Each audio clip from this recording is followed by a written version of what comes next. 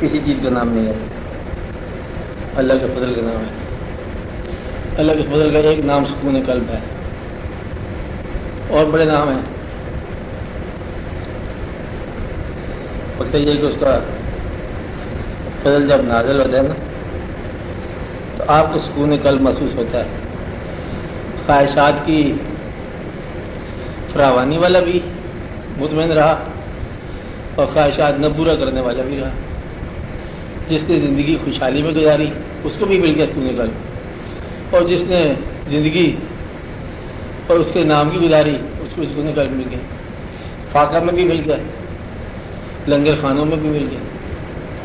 تو مطلب یہ ہے کہ کسی فارمولے کا نام ہی سکون قلب۔ فارمولہ تو ویسے بچوں کے لیے مٹھائی بنا دیں کہ یہ سکون قلب ہے، یہ مٹھائی کھا لو، اس کے فارمولے نسخوں میں آتے رہتے ہیں کہ کسی کے سکون قلب برباد نہ کرو، سکون قلب مل جائے گا، خوش رکھا کرو، سکون قلب مل جائے گا، اور پیسوں سے محبت نہ کیا کرو، سکون قلب مل جائے گا، خواہشات کو ضد کی حد تک نہ فالو کرو، سکون قلب مل جائے گا، دعا کے اوپر بھی ضد نہ کرو، منظور کر دیتا ہے۔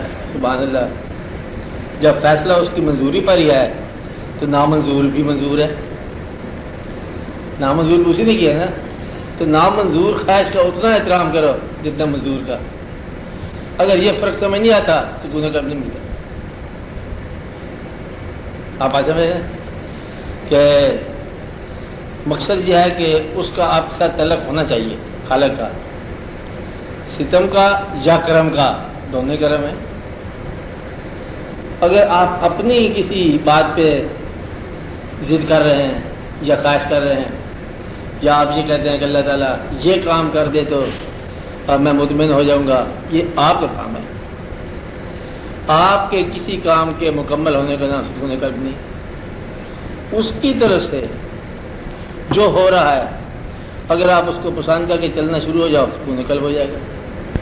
یعنی کہ اس کے پروگرام میں اپنے پروگرام کے حوالے سے مداخلت نہ کرو، اس لیے کہ تمہیں ایک سائڈ کا پتہ ہے، اول تو ایک کا بھی نہیں پتہ۔ دیوار کے پرے کیا ہے اس کے تو خیر کتنا نہیں پتہ کسی کو، دیوار کے ادھر کیا کیا واقعات ہے وہ بھی نہیں پتہ۔